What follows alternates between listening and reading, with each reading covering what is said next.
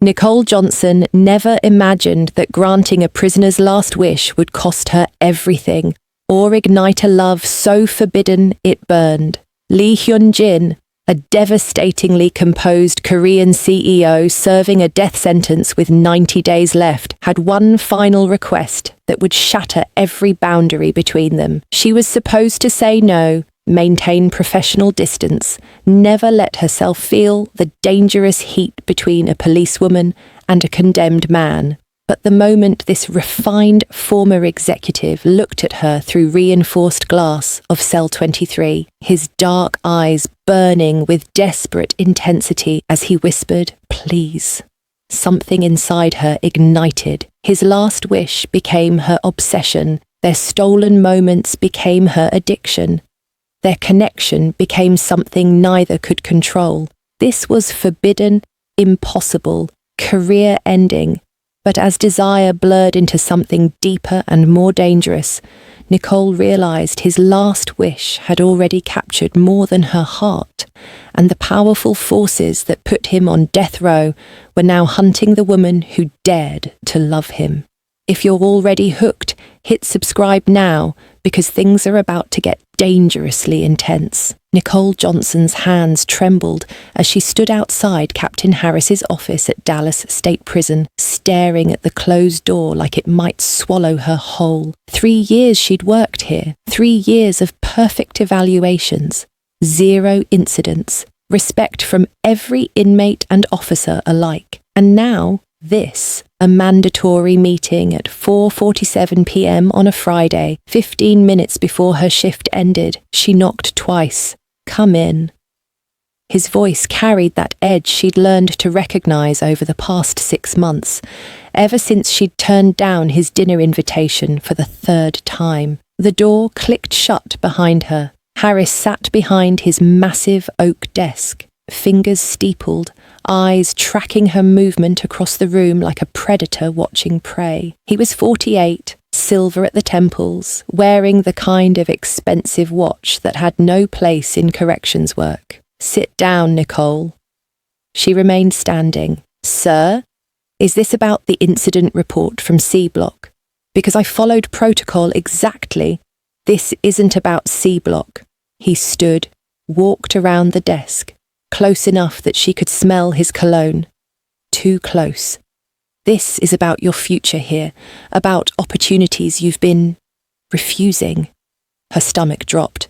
"Sir, you're talented, Nicole. Beautiful, smart, disciplined." His hand found the small of her back, and every muscle in her body locked. "I could make things very good for you here. Promotions, better shifts, assignments that actually lead somewhere. All you have to do is stop being so rigid." Nicole stepped away from his touch, her voice steady despite the rage burning through her chest. "Captain Harris, with all due respect, I'm here to do my job, nothing more." His expression shifted.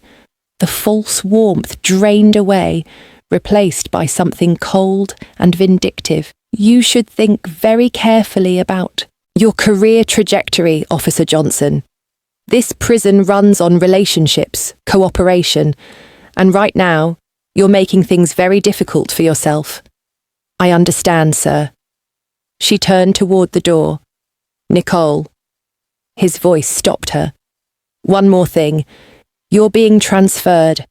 Effective Monday, Ironwood maximum security, 6 hours north. Death row unit. Congratulations on your new assignment." The world tilted. Death row. The most dangerous posting in the state, the unit with the highest officer assault rate, the place where careers went to die. "Sir, I never requested," wasn't a request, was a need. They're short-staffed, and your particular skill set is required there. His smile was razor-sharp. "Maybe a few months at Ironwood will teach you the value of being more cooperative." Dismissed. Nicole walked to her car in a daze, 6 hours away. Death row, because she wouldn't sleep with her boss. She sat in the parking lot, forehead pressed against the steering wheel, and let herself cry for exactly 3 minutes. Then she wiped her face, started the engine, and drove home to pack. If Harris thought this would break her, he was wrong. But what neither of them knew was that this transfer would lead Nicole into something far more dangerous than either could imagine, a conspiracy that would cost her everything, force her to question every rule she'd ever followed, and introduce her to a man whose death sentence would become her own. The story was just beginning, and it would get so much darker before the light returned. If you're already feeling the tension, hit that subscribe button now, because what happens next will leave you breathless, and you'll want to make sure you don't miss a single moment of this journey. Ironwood Maximum Security Prison looked like something out of a nightmare. Nicole pulled up to the gate at 6:45 a.m. Monday morning, her Toyota barely registering against the massive concrete walls that rose 30 feet high, topped with coiled razor wire that glinted in the early light. Guard towers punctuated each corner, and the whole structure seemed designed to crush hope before you even stepped inside. She showed her transfer papers to the gate guard, a heavy-set man who barely glanced at them before waving her through. The parking lot was half empty this early, but the building itself hummed with that particular energy Nicole had learned to recognize, the sound of hundreds of men contained against their will, anger and desperation pressed into concrete and steel. The administration building was separate from the cell blocks, thank God. Nicole found human resources, signed 17 different forms, and received her new badge, uniform assignments, and locker number. The HR officer, a tired-looking woman named Patricia, walked her through the basics. "Death row is cell block D," Patricia said, sliding a map across the desk. 47 inmates currently. You'll be on rotation with Officers Wade, Chen and Morrison. Wade's your senior officer. He'll show you the protocols. Something flickered in Patricia's expression when she said Wade's name, a warning Nicole couldn't quite read. "Any particular concerns I should know about?" Nicole asked.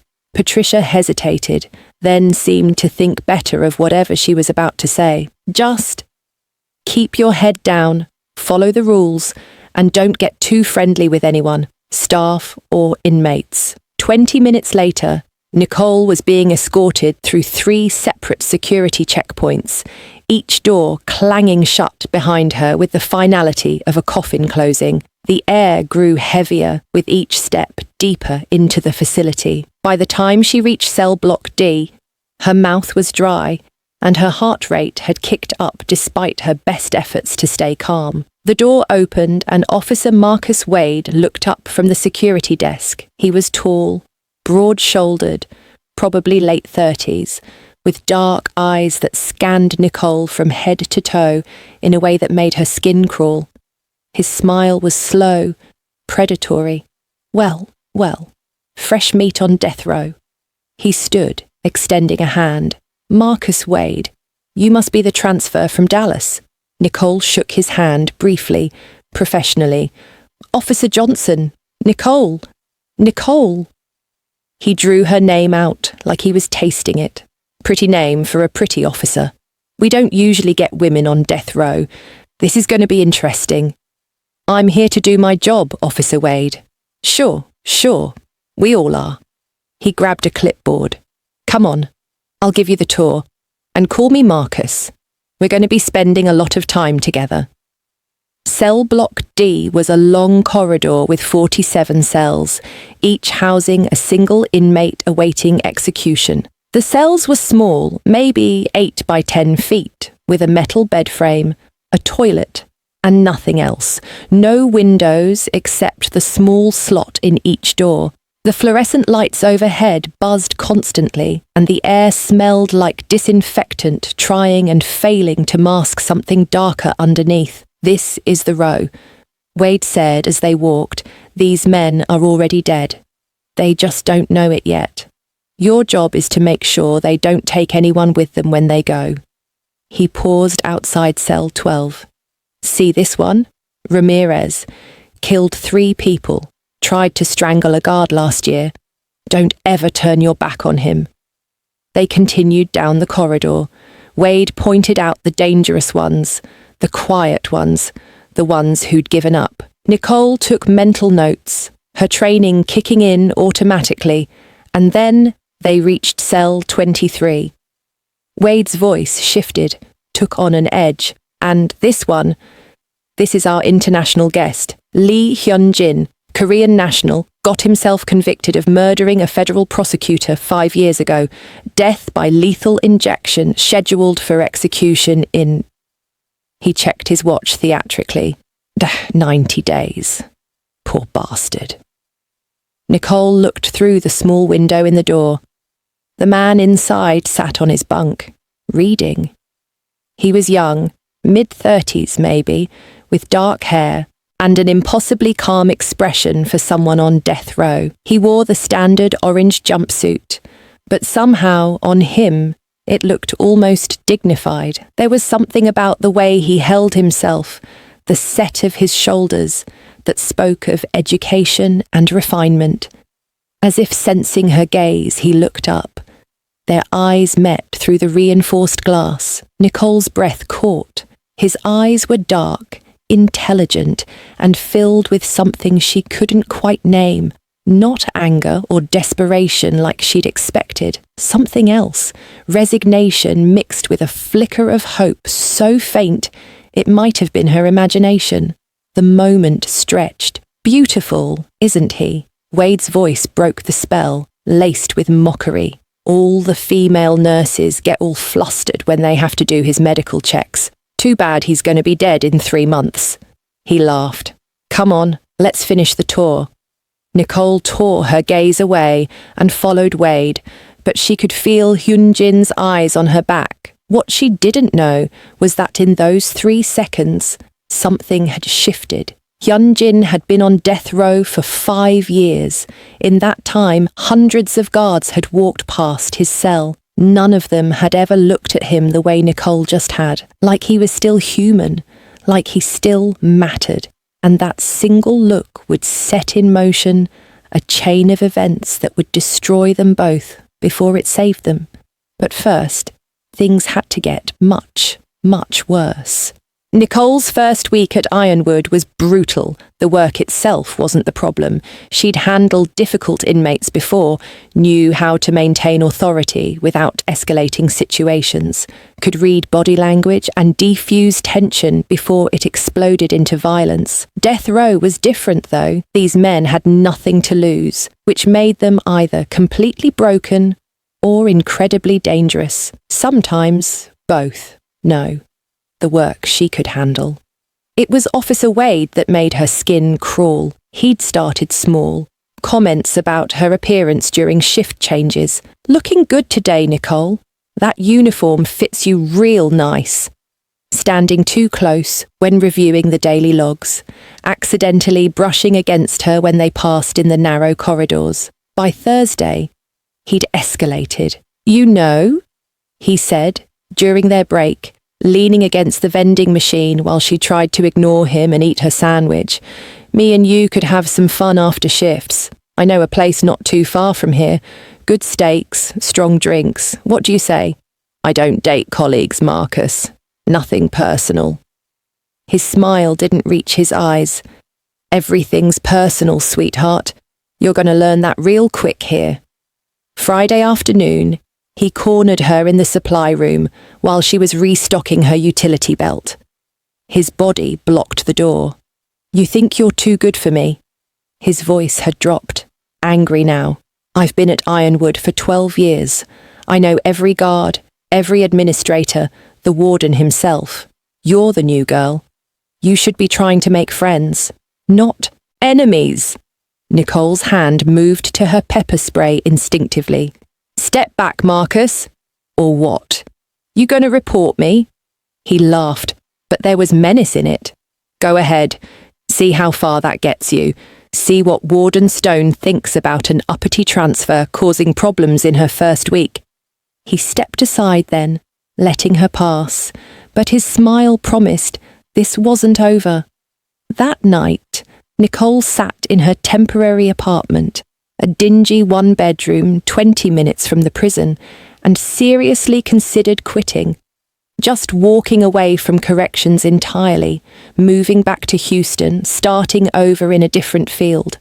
But that would mean Harris won. That his punishment had worked. She couldn't let that happen. So Saturday morning, she returned to Ironwood for her weekend shift, head high, ready for whatever came next. What came next was Hyun Jin. She was doing her second rounds when she reached cell 23. Usually, inmates were asleep or pretending to sleep during early rounds. Hyun Jin was awake, sitting on his bunk, hands folded calmly in his lap. When she reached his door, he spoke. His English was perfect, barely accented. "Officer Johnson," she paused. Surprised he knew her name already. "You're different from the others," he continued. "You look at us like we're still people. Most guards here look through us like we're already ghosts. Nicole's training said, don't engage, keep moving." But something made her stop. "How do you know my name?" A slight smile. "I pay attention. It's how I've survived 5 years in this place." He stood, moved closer to the door, but kept a respectful distance from the glass. "You're the transfer from Dallas, the one Wade's been harassing." Her eyes narrowed. "How?" "Sound carries in here. We hear everything. Every conversation, every threat, every moment of cruelty. We're invisible, but we're not deaf." His expression grew serious. "Be careful with Wade. He's dangerous.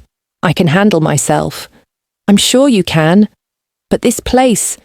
He paused, choosing his words carefully. "Ironwood isn't like other prisons. There are things that happen here, things that get covered up. People who ask too many questions or refuse to cooperate tend to disappear or get transferred to worse situations, if that's even possible." "Why are you telling me this?" Hyunjin looked at her for a long moment. "Because in 5 years, you're the first person who's looked at me like I still have a future, even though I don't. Even though I'll be dead in 90 days. That matters. So I'm returning the favour. Watch your back." Nicole should have walked away then, should have reported the conversation, maintained professional distance, followed every rule she'd been taught. Instead, she asked, "What did you do to end up here?" His expression shifted, pain and frustration and bitter acceptance all at once. "I discovered something I wasn't supposed to know, and powerful people decided I was more convenient dead than alive. So they made me a murderer." He smiled without humour. "But you don't believe me. No one does. Why should you?" "Did you kill federal prosecutor David Chen?" "No." The word was simple, definite. "But I was there when he died, and that was enough." A door clanged somewhere down the corridor, signalling the end of rounds. Nicole needed to keep moving. "Thank you for the warning, Mr. Lee." "Hyunjin, if I only have 90 days left, I'd prefer people use my actual name." She nodded and continued her rounds, but her mind was racing. Everything about Hyunjin was wrong for death row. His composure, his education, the way he spoke about his situation without rage or denial, just resignation. That night, Nicole did something she'd never done before. She looked up his case. The public records were easy enough to access. Anyone could Google federal murder trials. What she found made her stomach twist. Lee Hyun-jin had been a financial analyst for Daehan Financial Group, one of Korea's largest corporations. 5 years ago, federal prosecutor David Chen had been investigating the company for money laundering and fraud. The night before Chen was scheduled to testify before a grand jury, he'd been found dead in his home, multiple stab wounds, Hyunjin's DNA under his fingernails, and a knife with Hyunjin's prints in the bedroom. The trial had been swift, the evidence overwhelming. Hyunjin's defense team argued frame-up, planted evidence, corporate conspiracy. The jury deliberated for 6 hours and came back with guilty on all counts. Death penalty. Now, 5 years later, all appeals exhausted, Hyunjin was 90 days from lethal injection, case closed, except... Nicole kept reading. She found an interview with Hyunjin's original lawyer, a man named Thomas Park, who'd died 2 years ago in a car accident. In his last interview before his death, Park had said, "I believe my client is innocent. I believe powerful forces orchestrated his conviction, and I believe anyone who digs too deeply into this case puts themselves in danger, but the truth matters more than safety." 3 weeks later, Thomas Park drove his car off a bridge. Single vehicle accident, the report said. No foul play suspected. Nicole closed her laptop, heart pounding. She should leave this alone, do her job, serve her time at Ironwood, transfer somewhere better eventually.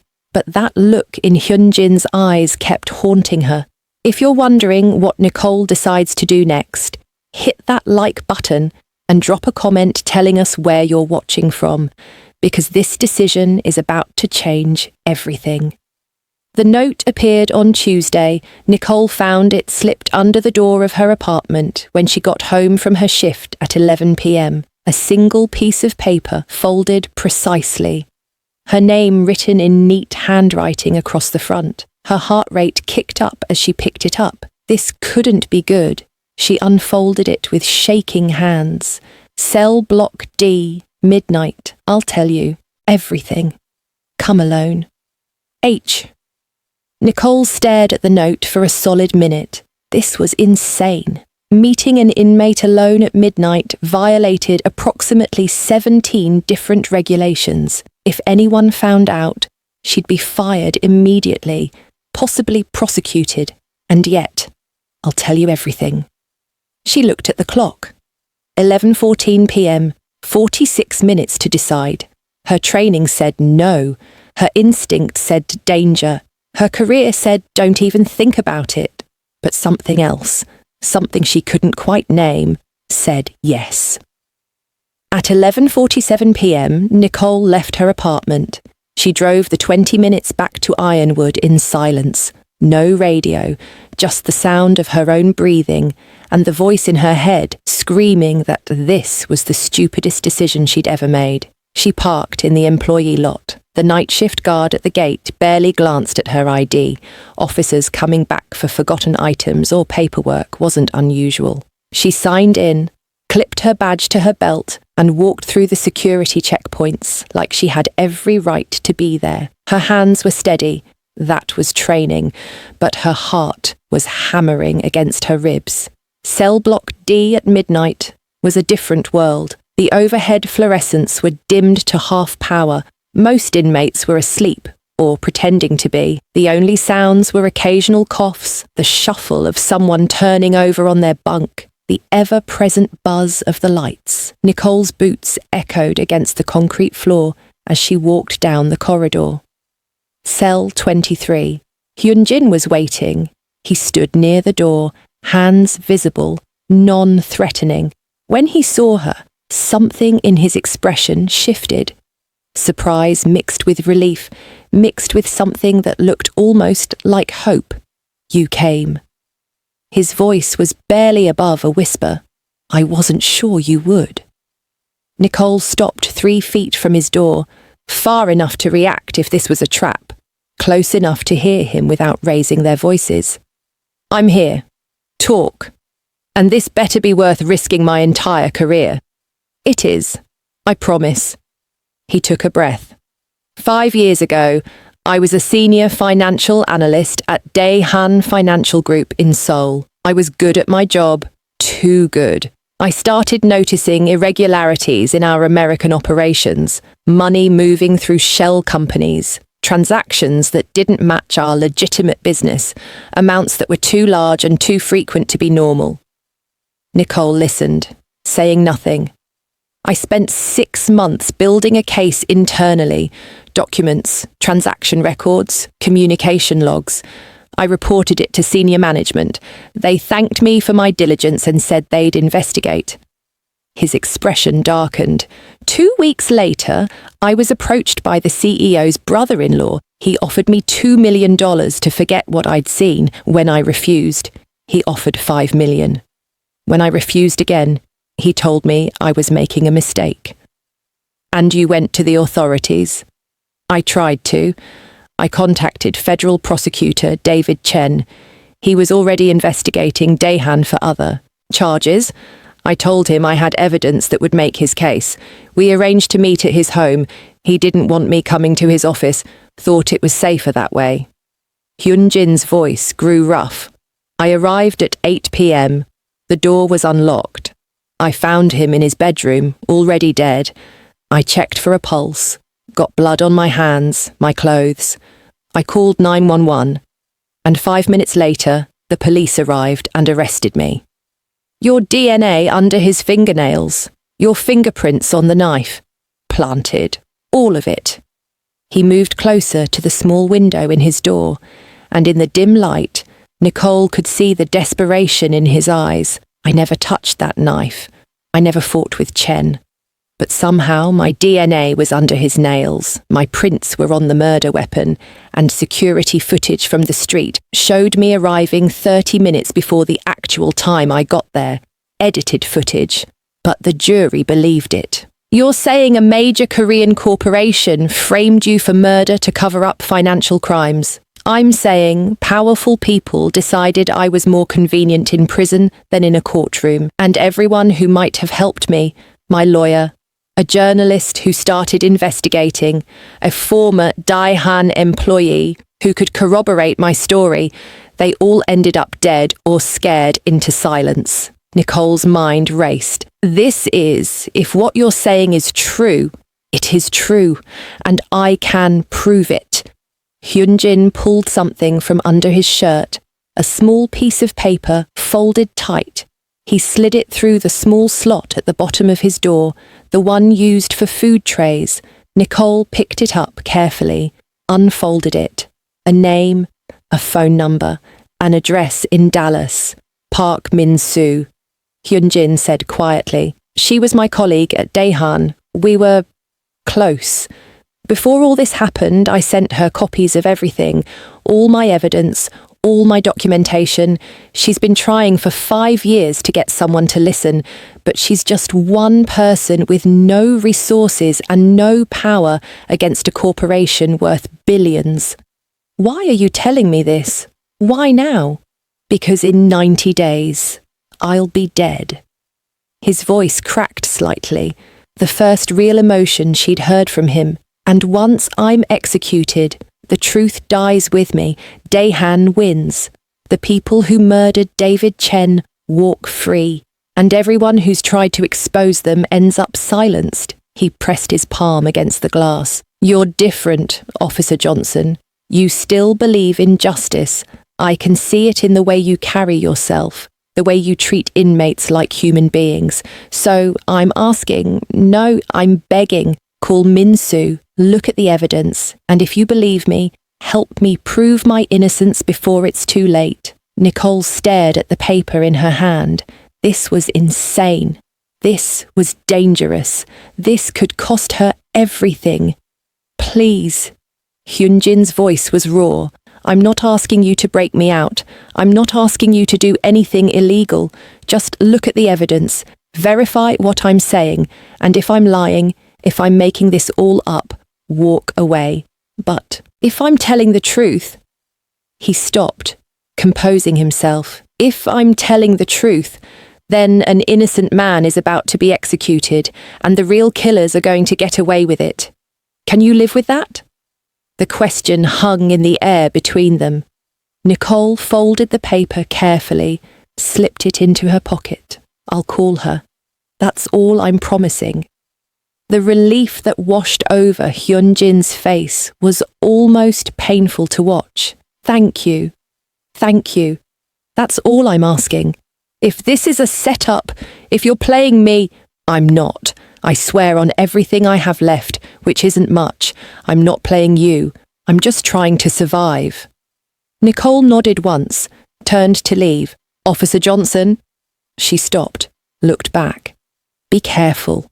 If you start asking questions, The same people who put me here will notice, and they don't leave loose ends. His expression was grim. I've survived 5 years on death row, but the most dangerous people aren't in here with me. They're out there, wearing expensive suits and making campaign donations and acting like pillars of the community. Those are the ones you need to fear.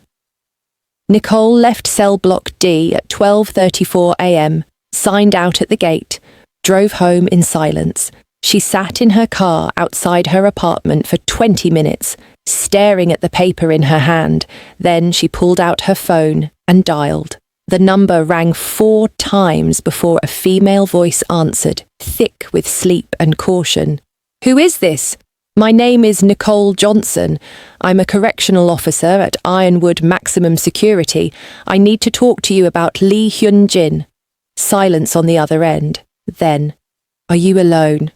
Is anyone listening to this call?" "I'm alone." "Where are you right now?" "Outside my apartment." "Why?" "Get inside. Lock your doors. I'll call you back in 5 minutes from a secure line." "And Officer Johnson? If you're working for them, if this is a trap, it won't end well for either of us." The line went dead. Nicole sat there, heart pounding, wondering what the hell she'd just gotten herself into. Her phone rang exactly 5 minutes later.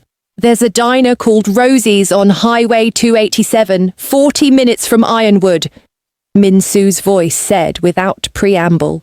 "Meet me there tomorrow at 2 p.m. Come alone. Don't tell anyone where you're going. And Officer Johnson, bring an open mind, because what I'm about to show you will change everything you think you know about Hyun-jin's case." "How do I know you're who you say you are?" A pause. Then, 5 years ago, on the night before his arrest, Hyun-jin and I had dinner at a small restaurant in Seoul. He told me he loved me. I told him I loved him too. And then he said he had to do something dangerous, something that might cost him everything, but it was the right thing to do. Min-soo's voice broke. I begged him not to go. He went anyway. 24 hours later, he was in custody for murder. I've spent every day since trying to prove his innocence. And now, with 90 days left, you're the first person who's actually agreed to listen. Nicole closed her eyes. "I'll be there tomorrow at 2 p.m. Thank you. And Officer Johnson, watch your back. They're always watching." That night, Nicole didn't sleep. And somewhere in cell block D, neither did Hyun-jin. Both of them could feel it, that electric sense that something was shifting, that invisible forces were already moving against them. The question wasn't whether Nicole would help him. The question was whether either of them would survive what came next. If you need to know what Min-soo reveals at that diner, make sure you're subscribed because things are about to get dangerous.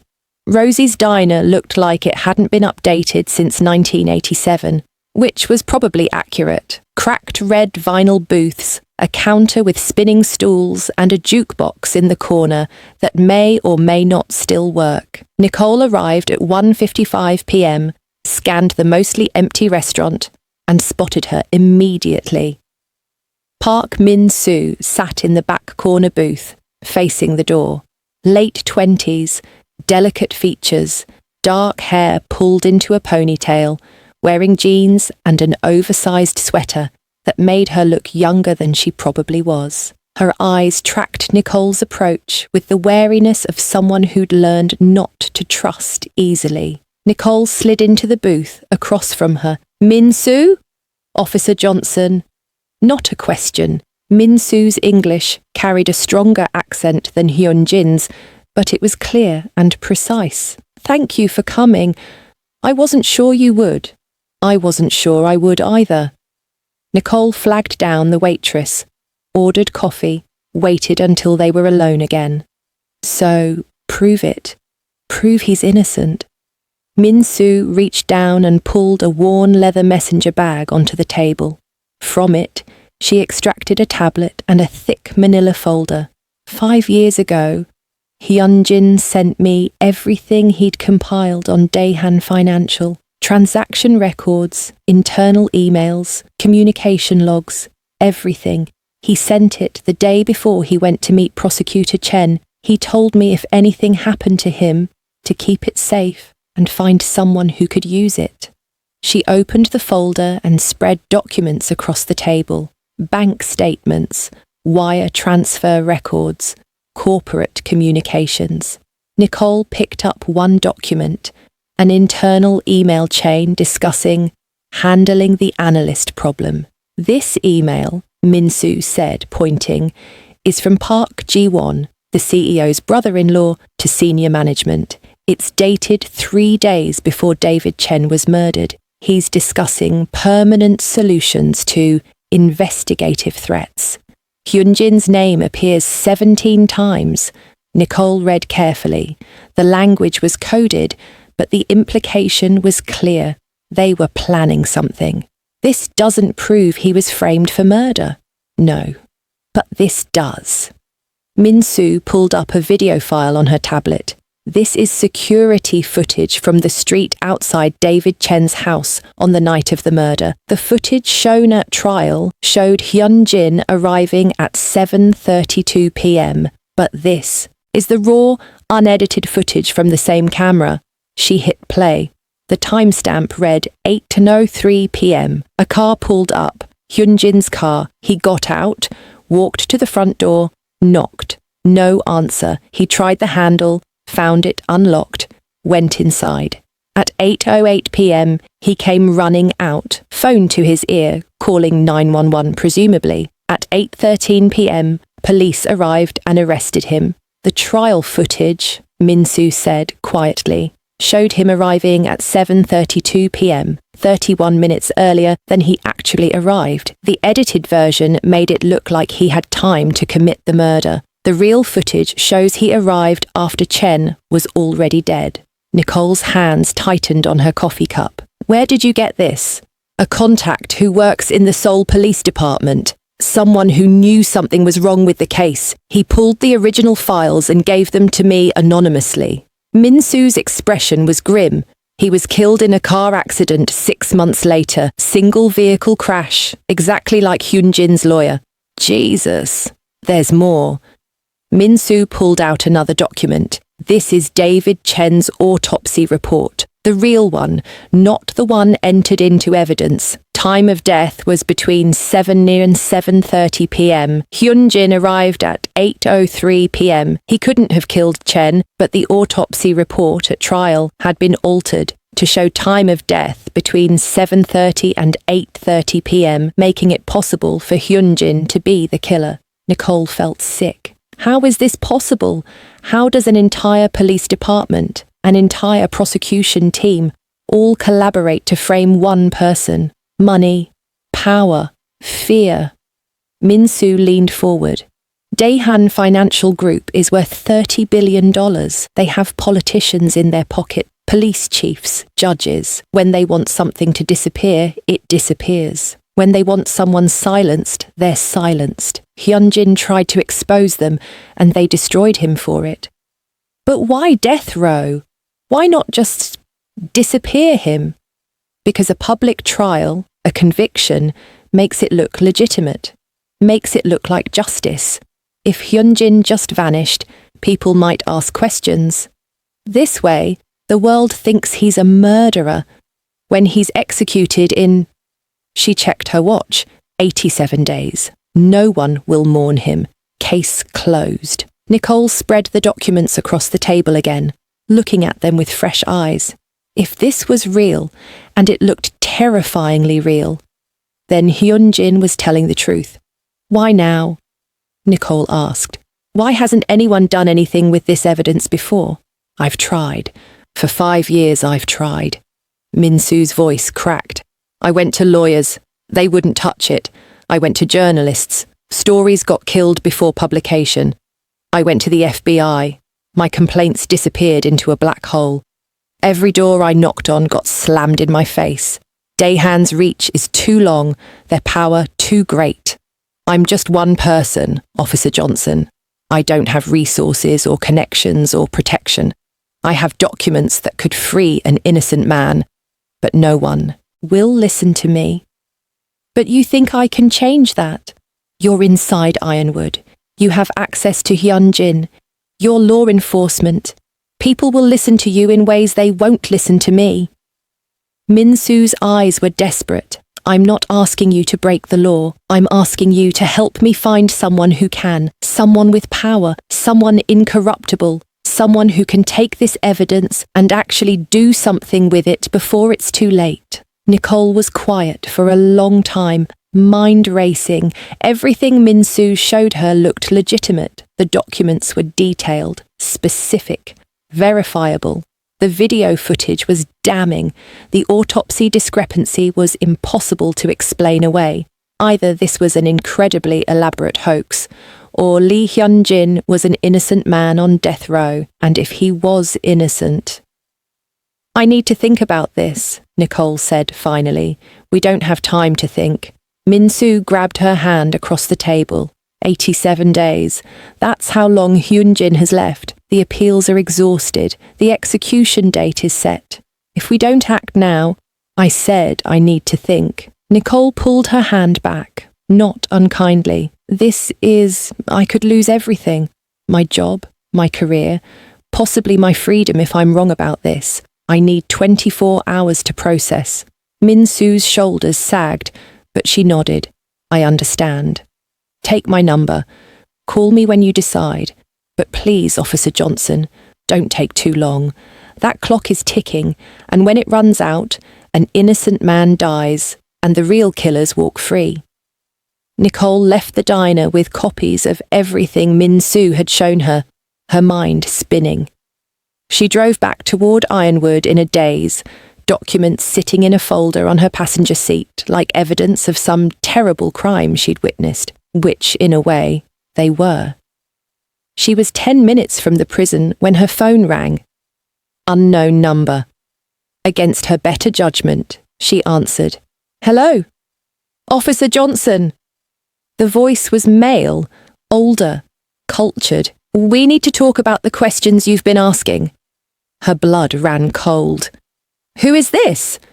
Someone who knows you met with Park Min-soo today. Someone who knows you've been looking into Lee Hyun-jin's case. Someone who strongly advises you to stop before you do something that can't be undone. Are you threatening me? I'm warning you. There are forces at work here that you don't understand. Systems that are far larger than one correctional officer with a hero complex. Walk away, Officer Johnson. Go back to doing your job. Forget about Hyunjin. Forget about Min-soo. Forget all of this. And if I don't... A pause. Then you'll learn what happens to people who don't take good advice. And trust me, you won't like the lesson. The line went dead. Nicole's hands were shaking on the steering wheel. She pulled over to the side of the highway, heart pounding, mind reeling. They knew. Whoever they were, they knew she'd met with Min-soo, which meant they were watching her, had been watching her, possibly since her first conversation with Hyunjin. For the first time since this began, Nicole felt real fear. She looked at the folder on her passenger seat, looked at her phone, looked at the road stretching ahead toward Ironwood. She could turn around, drive back to Dallas, quit her job, disappear, or she could keep going. And if she kept going, there was no telling where this would end. Nicole sat there for a long time, the decision pressing down on her like physical weight. Finally, she put the car in drive and pulled back onto the highway. But she didn't head toward Ironwood. She headed toward Dallas, toward the FBI field office, toward a friend from her training days who now worked in federal investigations. If Hyun-jin was telling the truth, she needed help. And if he was lying, she needed to know before she destroyed her life for nothing. Either way, there was no going back now. The die was cast, and somewhere in a corporate office in Seoul, someone was already making a phone call to ensure Nicole Johnson learned her lesson about asking the wrong questions. The trap was being set, and Nicole was walking right into it. But what she didn't know, what none of them knew, was that someone else was also making moves. Someone who'd been watching this whole situation develop. Someone who had their own reasons for wanting Hyunjin free. And when all the pieces finally came together, the explosion would be bigger than anyone anticipated. If you're on the edge of your seat right now, drop a comment and let us know. Are you team Nicole? Team Hyunjin? And who do you think is pulling the strings? Because what's coming next will blow your mind. Special Agent James Rodriguez looked up from his desk when Nicole walked into his office, surprise evident on his face. They'd gone through the Federal Law Enforcement Training Center together 4 years ago, stayed in touch sporadically after Nicole chose corrections and Rodriguez went FBI. Nicole Johnson, I'll be damned. He stood, extending a hand. What brings you to Dallas?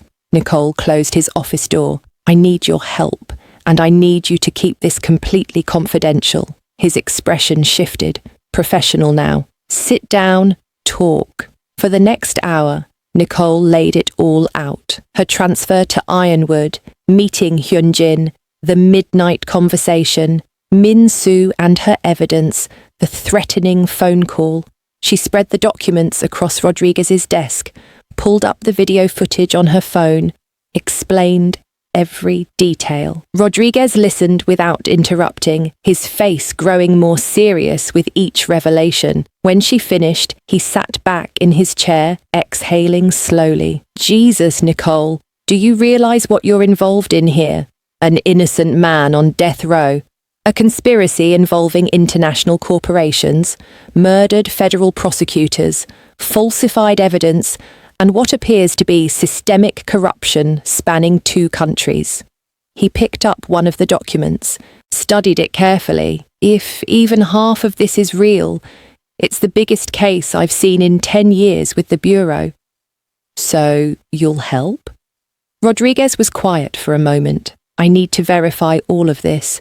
The documents, the footage, the autopsy report. I need to confirm Min Soo Park is who she says she is. I need to check Hyunjin's original case file for discrepancies. This is going to take time. Time is the one thing we don't have. He's got 87 days. I understand. But if I'm going to take this to my superiors, I need to be absolutely certain we're not being played. You understand that, right? He leaned forward. Nicole, if this is real, you've stumbled onto something that's going to make a lot of powerful people very angry. You need to be prepared for what comes next. What comes next? They'll try to discredit you. They'll dig into your background, find anything they can use against you. That transfer from Dallas, your former supervisor, Captain Harris, if he's connected to this somehow, they'll use him to paint you as an unstable officer with a grudge. Nicole felt cold. She hadn't considered that angle. Give me 48 hours, Rodriguez said. I'll verify everything quietly. In the meantime, go back to Ironwood. Act normal. Don't talk to Hyunjin again unless absolutely necessary. And for God's sake, don't tell anyone else about this. Min Soo, I'll contact Min Soo directly. You stay away from her for now. If they're watching you, we don't want to paint a bigger target on her back than there already is. Nicole nodded, stood to leave. Nicole? Rodriguez's voice stopped her at the door. Be careful. If Hyunjin's telling the truth, you're up against people who've already murdered at least 2 people to keep this quiet. Don't assume they'll stop at 2. Nicole returned to Ironwood that evening for her night shift, hyper-aware of every person she passed, every camera, every shadow. Rodriguez's warning echoed in her head. They're watching you. Officer Wade was at the cell block D security desk when she arrived. His smile was lazy, predatory. Nicole, heard you called in sick for your morning shift. Feeling better? She hadn't called in sick. She'd traded shifts with another officer. So why was Wade lying? Much better, thanks. Good, good. Hate to think of you out there, all alone, not taking care of yourself. He stood, stretched, moved closer. You know, if you ever need someone to check on you, make sure you're safe. I'm happy to volunteer. I'm fine, Marcus. Suit yourself. But his smile suggested he knew something she didn't. Nicole did her rounds mechanically, avoiding cell 23 until she couldn't anymore. When she finally reached Hyunjin's cell, he was waiting. Their eyes met through the glass, and she saw the question there. Did you call her? Did you look at the evidence? She gave the smallest nod. Relief flooded his expression. She kept walking, but she felt his gaze follow her down the corridor. The next 48 hours were the longest of Nicole's life. She worked her shifts, kept her head down, avoided Wade's increasingly aggressive advances. She didn't call Min-soo. She didn't return to Hyunjin's cell. She waited. On the third night, Rodriguez called, "Meet me at your apartment in 1 hour. Come alone." Nicole's stomach dropped at his tone. "What did you find?" "Just meet me. 1 hour." 62 minutes later, Rodriguez sat at her small kitchen table, his expression grim. "It's all real," he said without preamble. "Every document Min-soo gave you checks out. The video footage is authentic. I had our tech people verify it. The autopsy report discrepancy is documented, and I found something else." He pulled out his own folder, spread new documents across the table. 3 months before David Chen was killed, he filed a request with the Justice Department for witness protection. He claimed he'd received credible death threats related to his investigation into Daehan Financial. The request was denied due to insufficient evidence of imminent danger. 2 months later, he was dead.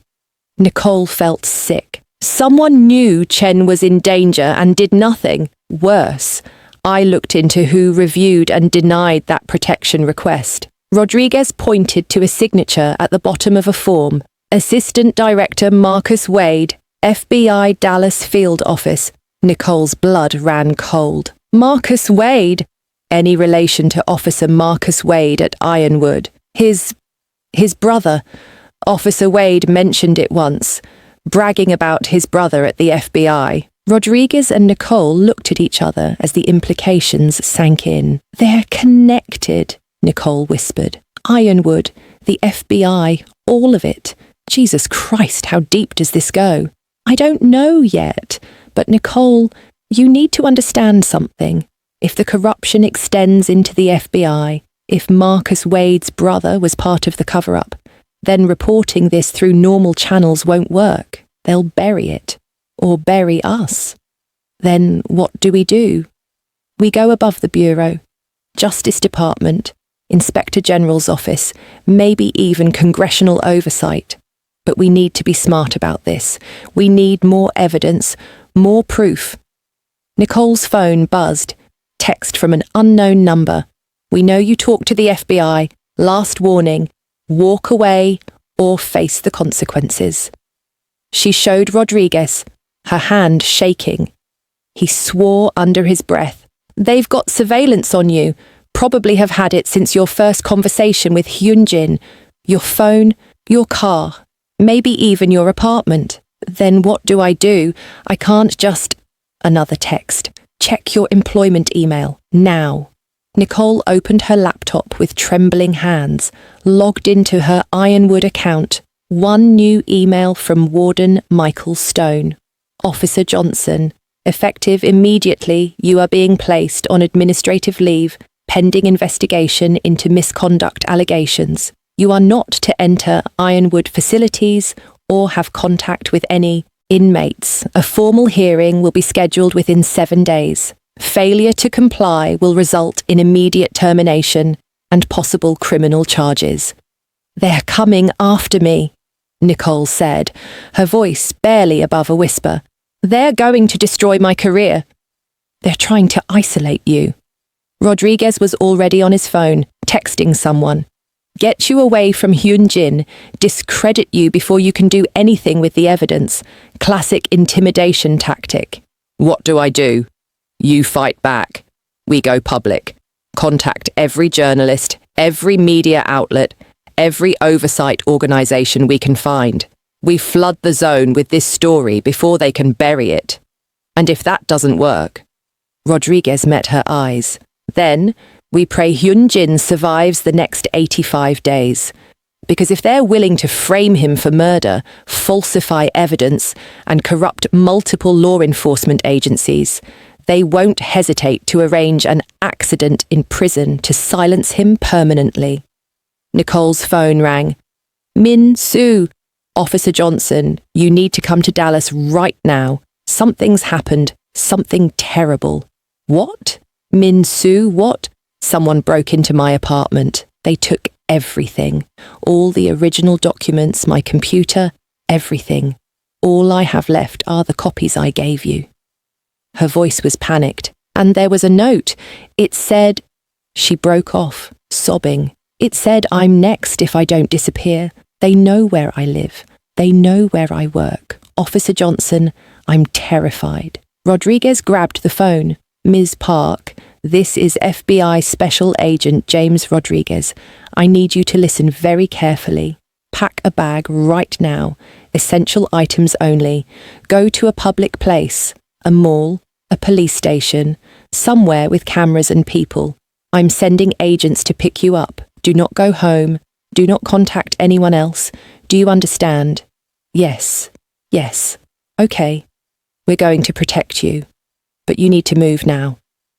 He hung up and immediately made another call, barking orders to someone about protective custody and safe houses. Nicole sat there, feeling the walls close in. In 3 days, she'd gone from a respected correctional officer to someone on administrative leave, caught up in a conspiracy that had already killed multiple people. "I have to warn Hyun-jin," she said suddenly. "If they're moving this fast, if they're cleaning up loose ends, he's in danger.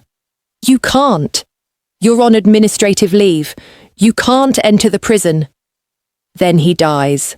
They'll arrange something, a suicide, an attack by another inmate, a medical emergency. They'll make sure he never makes it to that execution date, because dead inmates can't have their cases reopened. Rodriguez was quiet for a moment, thinking. "How well do you know the other guards at Ironwood? Anyone you trust absolutely?" Nicole thought hard. Officer Chen. She's been there 15 years, never takes bribes, filed harassment complaints against Wade twice. If anyone there is clean, it's her. Can you contact her without going through official channels? Maybe. She gave me her personal number once. Then call her tonight. Tell her Hyun-jin's life is in danger. Tell her to watch him, keep him safe, document everything, and tell her if anything happens to him, she needs to contact me immediately. Nicole made the call. Officer Chen answered on the third ring, suspicious at first, then deeply concerned as Nicole explained. "I've seen Wade talking to the warden more than usual," Chen said quietly. "And yesterday, they moved a new inmate to the cell next to Hyun-jin's.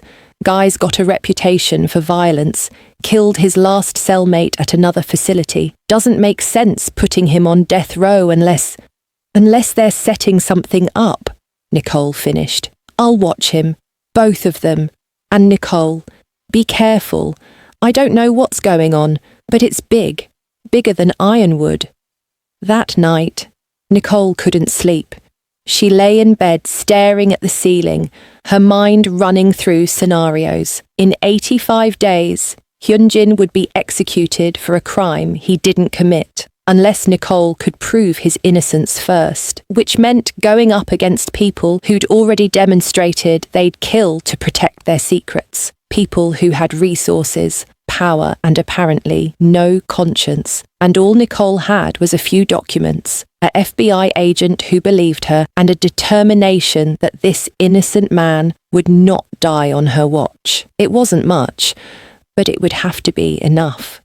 What Nicole didn't know, what she couldn't know, was that in Seoul, in an expensive high-rise office, Park Ji-won was having a very different conversation.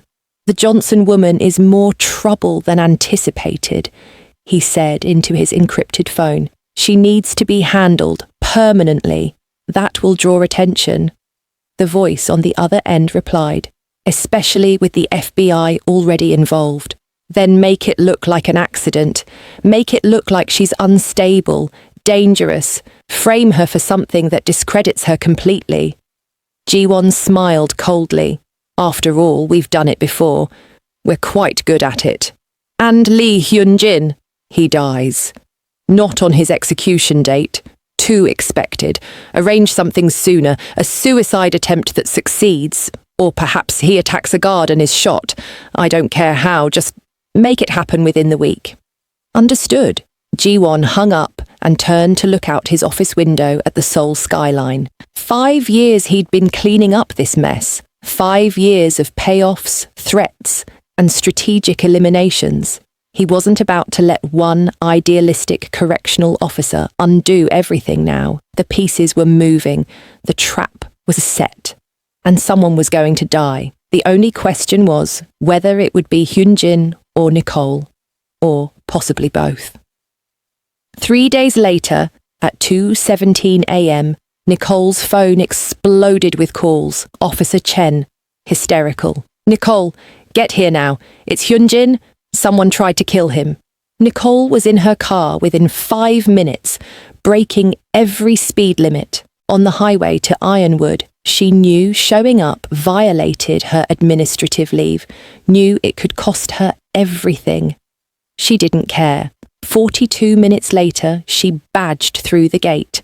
Her credentials still worked somehow, and ran toward cell block D chaos. Guards everywhere, medical personnel, Warden Stone barking orders, and in the middle of it all, Officer Chen standing outside cell 23, her face pale. What happened? Nicole demanded. Chen grabbed her arm, pulled her aside. The inmate in cell 24, the violent one they moved in last week. Someone left his cell door unlocked. Around 2 a.m. he got out, went straight for Hyun-jin's cell. The door was also unlocked. Nicole's blood ran cold. Both doors! That's not an accident. I know. I was on rounds, heard the commotion. By the time I got there, the guy had Hyun-jin on the ground, choking him. I pulled him off, called for backup. Hyun-jin's alive, but barely. They're taking him to the prison hospital now. Nicole pushed past the guards, ignoring their protests, and reached Hyun-jin's cell just as paramedics were loading him onto a stretcher. His face was bruised, throat dark with finger marks, but his eyes found hers. "Nicole," he whispered, voice ragged. "They're trying to kill me. You were right. I know. We're going to fix this. Officer Johnson." Warden Stone's voice cut through the chaos. "You are not authorized to be here. Security. Escort her out immediately." 2 guards grabbed Nicole's arms. "Wait! I need to talk to him. You're in violation of your administrative leave. Guards, remove her from this facility, now." They dragged her backward. Hyun-jin tried to sit up on the stretcher, calling her name, but the paramedics pushed him back down. "I'll fix this," Nicole shouted. "I promise, I'll fix this." Then she was in the corridor, being marched toward the exit. But before they reached the main gate, Officer Wade stepped into their path. His smile was vicious. Well, breaking the rules, Nicole. Tisk. That's grounds for immediate termination, maybe even criminal charges for trespassing. Get out of my way, Marcus. Or what? You'll file a complaint? He laughed. Go ahead. See where that gets you. You're done here. Done everywhere. No police department, no prison will ever hire you again after we're through with you. Nicole lunged at him, but the guards held her back. Wade leaned in close. You should have been nicer to me when you had the chance. Now you're going to learn what happens to women who think they're too good for their own good. He nodded to the guards. Get her out of here, and make sure it's noted in her file that she attempted to assault a superior officer. That should help with the termination paperwork.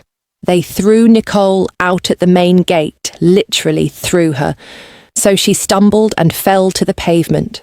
Her badge was confiscated, her ID revoked. She sat there in the parking lot, scraped and furious and terrified as the sun started to rise. Her phone rang. Rodriguez.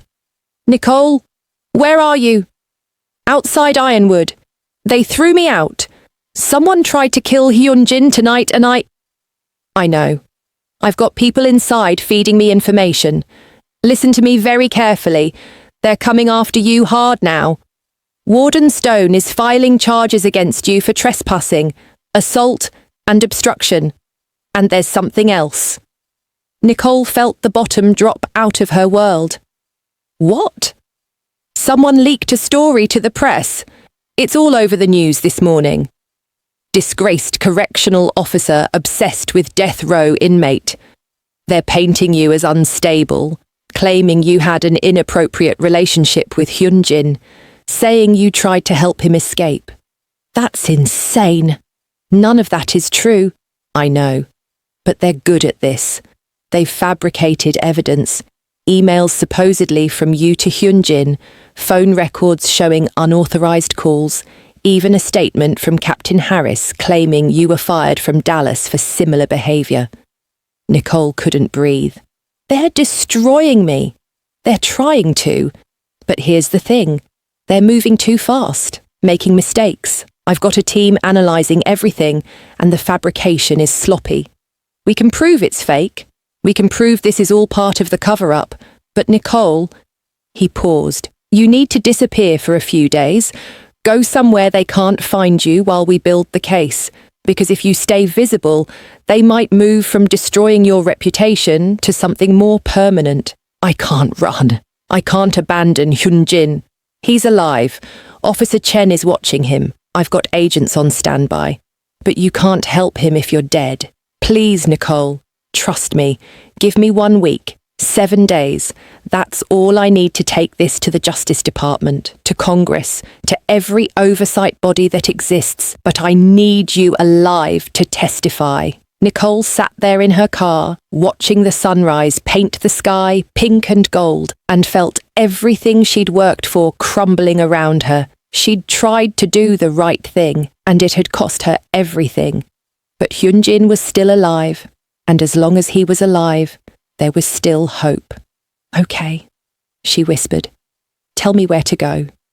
The safe house was a cabin 2 hours outside Dallas, isolated and secure. Rodriguez set Nicole up with food, a burner phone, and instructions not to contact anyone. For 3 days, she paced like a caged animal, watching news coverage of her own downfall. They'd painted her as obsessed, unstable, possibly dangerous. Captain Harris gave interviews expressing concern about her mental state. Warden Stone called her a troubled officer who violated every protocol. Even some of her former colleagues at Dallas State Prison were quoted saying they'd always thought something was off about her. It was character assassination, pure and simple. But Rodriguez had been right. They were moving too fast. Nicole watched as journalists started poking holes in the narrative. How had these emails been discovered? Why were they only coming forward now? What was the timeline of events? On the 4th day, Rodriguez called. "We're ready. I'm taking everything to the Justice Department Inspector General tomorrow morning. I've got senators asking questions. I've got journalists digging. And I've got something else." "What?" Min Soo found another witness. Someone who was there the night David Chen died. Someone who saw what really happened. They're willing to testify. Nicole's heart leapt. Who? Chen's neighbour. She heard the fight, saw people leaving his house before Hyunjin ever arrived. She called 911, but her call never made it into the official record. Min Soo tracked her down and she's willing to go public. When? Press conference tomorrow at noon. Justice Department, FBI, congressional representatives. We're blowing this wide open. And Nicole? His voice softened. You need to be there. You need to tell your side of the story. Can you do that? Just tell me when and where.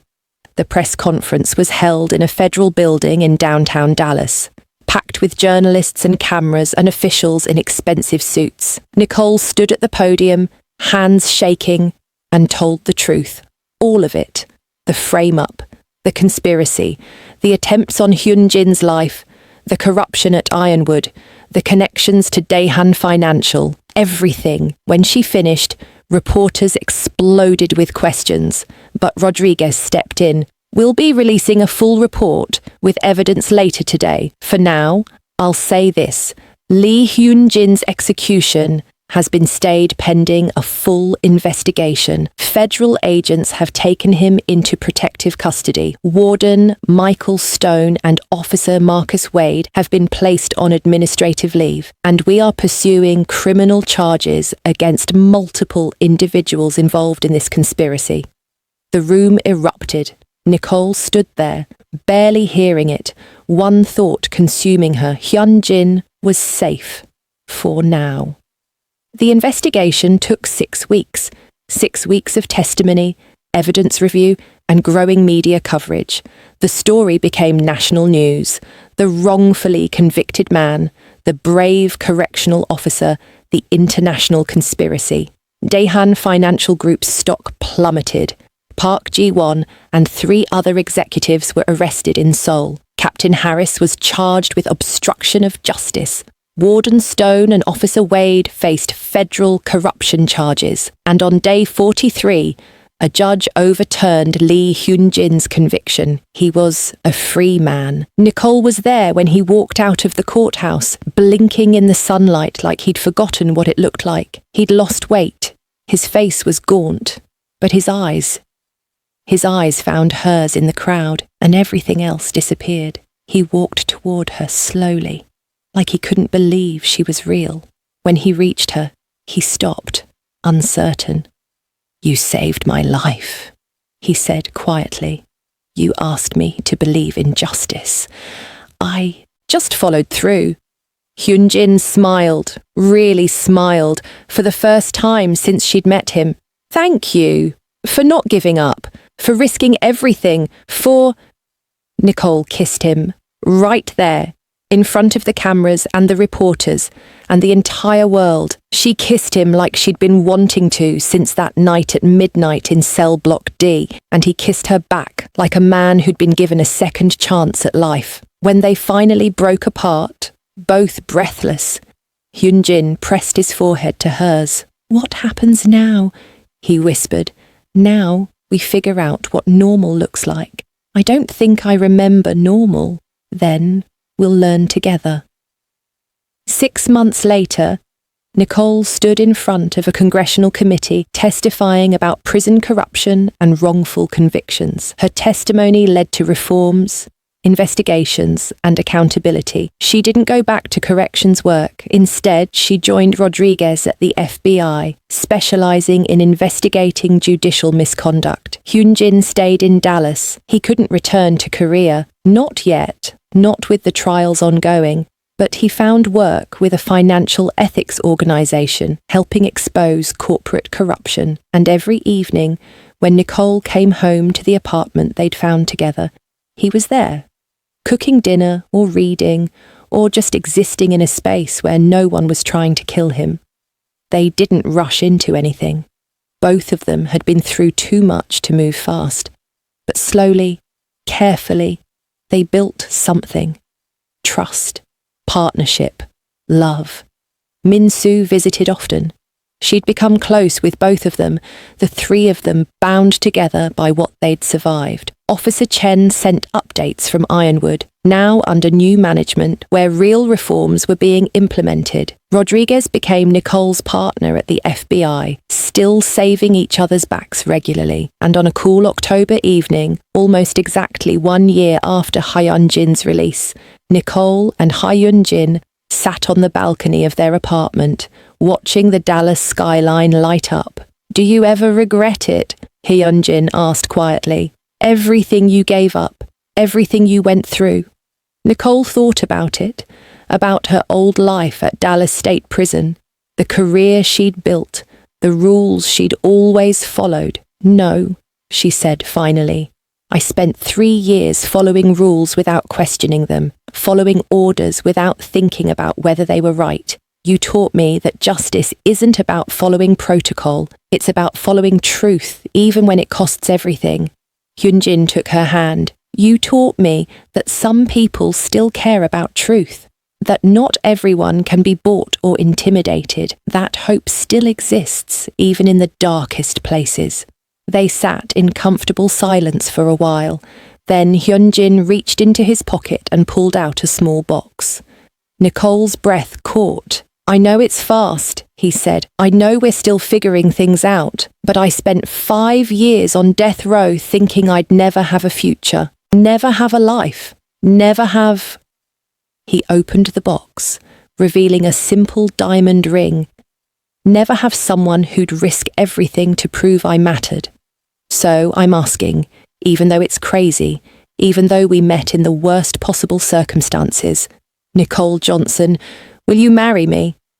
Nicole looked at the ring, looked at him, looked at this man who'd been sentenced to death and somehow survived, who'd kept hoping even when hope seemed impossible. Yes, she whispered. Yes, absolutely, yes. He slipped the ring on her finger, and they kissed as the Dallas lights twinkled around them. It wasn't a fairy tale. Both of them had scars. Both of them had nightmares. Both of them would spend years processing the trauma of what they'd been through, but they had each other. They had truth. They had justice. And sometimes that's all you need to build a life worth living. 2 years later, Nicole stood at a podium at the National Criminal Justice Reform Conference, 9 months pregnant, telling their story to a room full of lawyers, activists, and policymakers. The system is supposed to protect the innocent, she concluded, but sometimes the system becomes the weapon. And when that happens, ordinary people have to become extraordinary. They have to risk everything to do what's right. I was just a correctional officer who refused to look away, but that refusal changed everything. The audience stood and applauded. Backstage, Hyunjin waited with a bottle of water and a chair. You did great, he said, helping her sit. But maybe next time we wait until after the baby's born for public speaking events. Nicole laughed. Deal. Their daughter was born 3 weeks later. They named her Hope. Because after everything they'd been through, the darkness, the fear, the conspiracy, the near death, the destruction, hope was what had saved them.